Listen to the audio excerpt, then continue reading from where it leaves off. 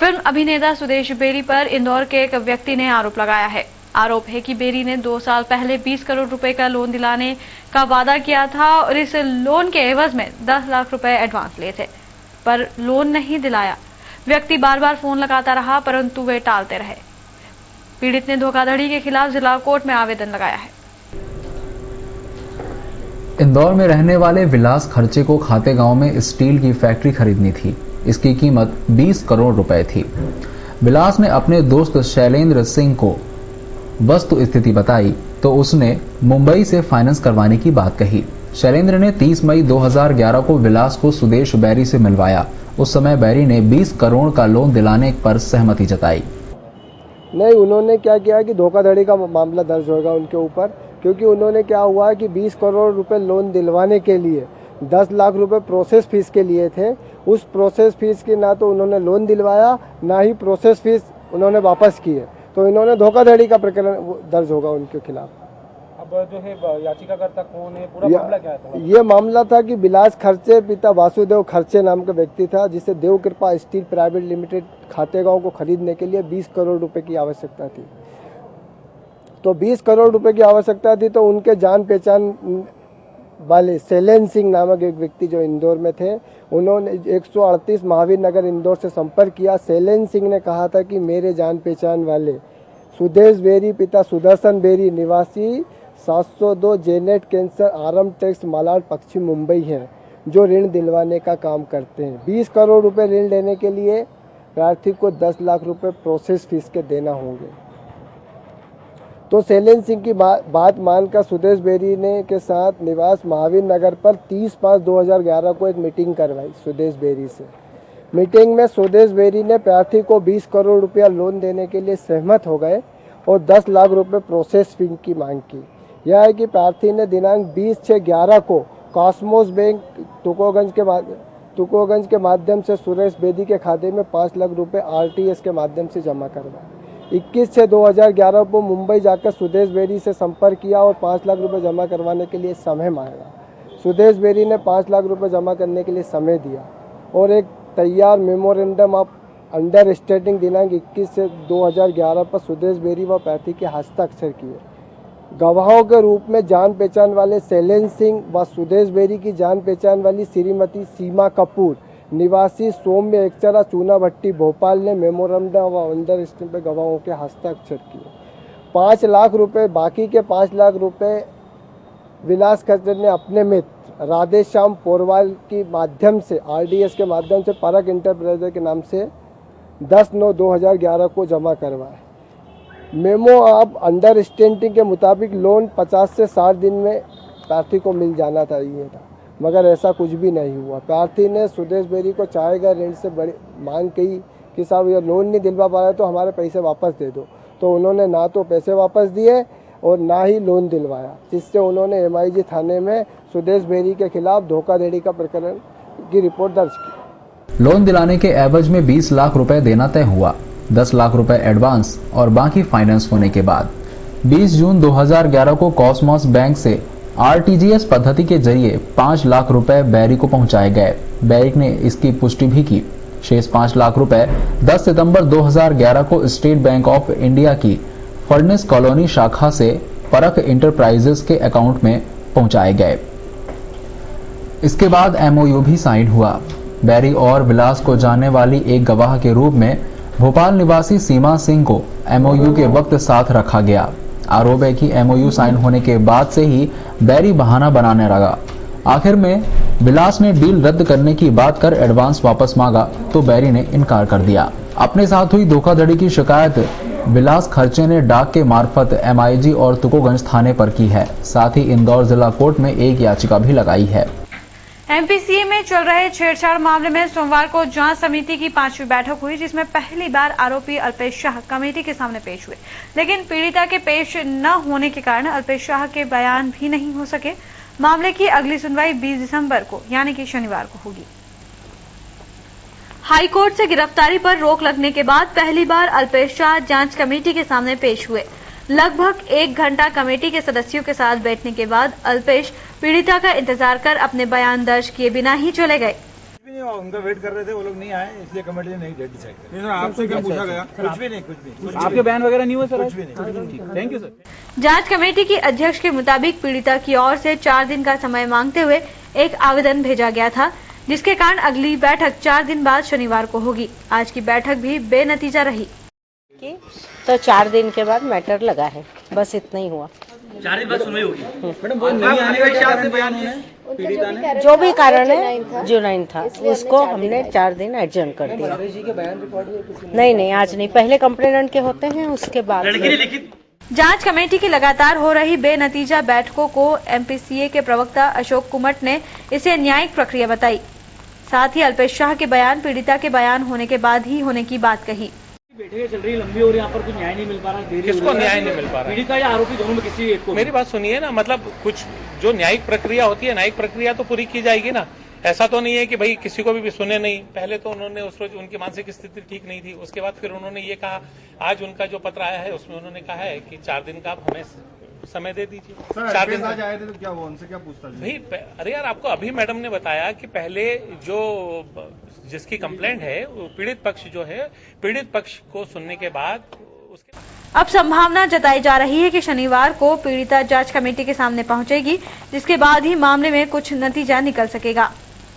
इंदौर के छतरीपुरा पुलिस ने 3 कुख्यात गुंडों का समाजवाद इंदिरानगर में जुलूस निकाला। जुलूस के दौरान पुलिस ने तीनों गुंडों की इलाके में दहशत खत्म करने के लिहाज से उनकी सड़क पर जमकर पिटाई की। लूट, डकैती, जबरन वसूली जैसे 2 दर्जन से ज्यादा अपराध को अंजाम देने वाला गिरोह का सरगना एक्स आर्मी मैन का बेटा था।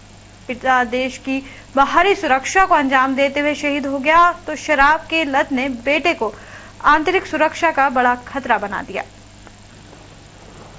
कभी इलाके में इनका आतंक था, लोग इनका नाम लेने से भी थर्राते थे। गंगवाल इलाके में खौफ की तस्वीर बन चुके ये नीलेश परिहार, नितिन यादव और राहुल है, जिन्होंने बीती रात इलाके में डकैती की घटना को अंजाम दिया। इनके हौसलों का अंदाजा इसी बात से लगाया जा सकता है कि जब पुलिस ने इन्हें बेहद मुश्किल से गिरफ्तार किया तो आरोपी नशे की हालत में पुलिस को भी दम देने से बाज नहीं आए, लेकिन पुलिस ने कानून की पहुंच का एहसास दिलवा ही दिया। परिवादियों मारपीट के अभी अधिकांश यूपी में रहता है। एक रिटायर्ड आर्मी मैन का लड़का है, इसके दोस्त भी सारे गुंडाओं वाली हैं, मराठा, उन्हीं की गैंग का सक्रिय पुलिस ने 2 दुकानों पर समाजवादी इंदिरानगर में खड़ीवादी पुलिस पैसे मांगे थे। कहते हैं मार से अच्छे भूत भाग जाते हैं। ऐसा ही नजारा इंदौर के गंगवाल बस स्टैंड से समाजवाद इंदिरानगर तक देखने को मिला, जहां पुलिस ने 3 बदमाशों की बदमाशी का भूत सड़कों पर दुरुस्त किया। जब पुलिस आरोपियों को पीटती सड़कों पर चल रही थी तो लोगों में भी पुलिस के प्रति सुरक्षा का भाव जाग रहा था। कानून के रखवालों ने बदमाशों को उनकी हैसियत उनके ही इलाके में याद दिलाई। पुलिस की कार्रवाई को जनता ने भी बेहद सराहा। बहुत अच्छा मैसेज पास हो रहा है पब्लिक के लिए। तो इस तरह से होता रहेगा तो एटलीस्ट जो अनवांटेड चीज़ें हैं जो समाज में हरकतें नहीं करती, एटलीस्ट हम एटलीस्ट फीमेल को काफ़ी अपने आप को सेफ फील करेंगे। जो आज तक जो यही चल रहा है, आप देखे हुए हैं, चाहे वो समाज हो, कॉलोनी हो, देश हो, विदेश हो, कुछ भी हो, सभी जगह फीमेल्स के लिए काफ़ी अनसेफ महसूस करते हैं। बिजली के तार पर बैठा उल्लू अचानक जमीन पर गिर पड़ा। लहूलुहान गंभीर हालत में घायल उल्लू को संभाला संस्था करुण सागर ने और उसका प्राथमिक उपचार कर उसकी जान बचाई। घटना रविवार को देर शाम खजूरी बाजार में सागर जूस सेंटर पर हुई। उस वक्त हुई जब सागर जूस सेंटर पर लोगों का हुजूम मौजूद था। इसी दौरान एक उल्लू आसमां से जमीन पर आ गिरा। उल्लू दुर्लभ प्रजाति का है, जिसे देखने के लिए लोगों की भीड़ जमा हो गई। इसी बीच संस्था करुणा सागर के अध्यक्ष और सागर जूस सेंटर के संचालक राजू सागर ने लहूलुहान घायल उल्लू को प्राकृतिक उपचार देकर उसकी जान बचाई। राजू सागर के मुताबिक सोमवार को उल्लू को चिड़ियाघर प्रभारी डॉक्टर उत्तम राठौर को सौंप दिया जाएगा, ताकि घायल उल्लू का ठीक से इलाज हो सके। इलाज के बाद संस्था करुणा सागर उल्लू को आजाद कर देगी। यार ये कौन सा जानवर है, फिर इसको पकड़ा तो ये पकड़ने में भी आ गया आसानी से, जबकि उड़ने वाला पंछी है ये। तो हमने इसको समझनी पड़ेगी उड़ने वाला पंछी कैसा हुआ। फिर देखा तो इसको खून ही खून निकल रहा था।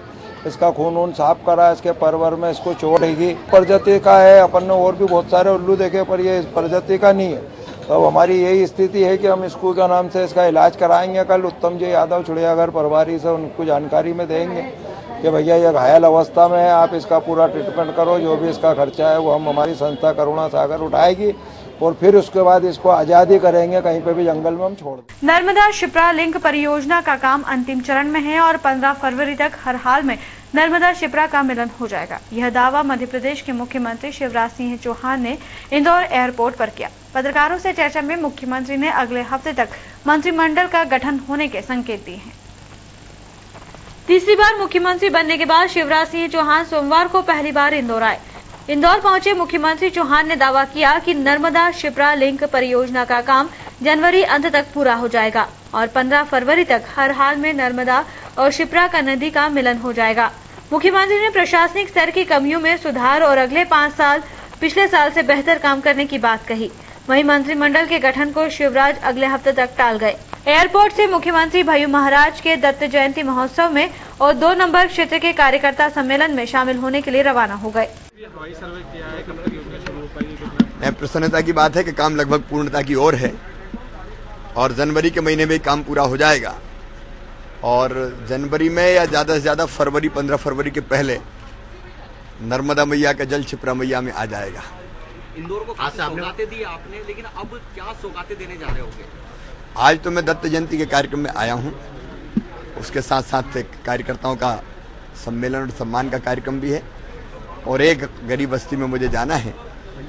अभी बहुत दिया है लेकिन बहुत देना है, आप चिंता मत करिए, आगे सामने आएगा। पिछले कार्यकाल में ये बात सामने आई थी कि प्रशासनिक जो है मशीनरी कहीं न कहीं योजनाओं को जनता तक पहुंचाने में लेट लतीफी करती है। मैं इसको नहीं मानता, फायदा नहीं पहुंचना चाहिए। मैं ये मानता हूँ कि पिछले 5 सालों में बेहतर काम हुआ है, इसलिए जनता का आशीर्वाद मिला है। काम अगर नहीं होता, कागज पे रहता तो जनता का आशीर्वाद भी नहीं मिलता, लेकिन सिस्टम में सुधार की हमेशा गुंजाइश होती है।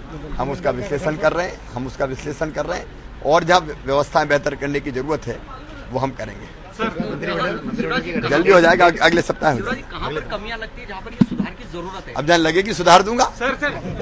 चाय बनाते समय हुए हादसे में एक महिला झुलस गई, उसे बचाते हुए उसका पति भी झुलस गया। दिल दहला देने वाली यह घटना हुई आजाद नगर के नूर नगर में।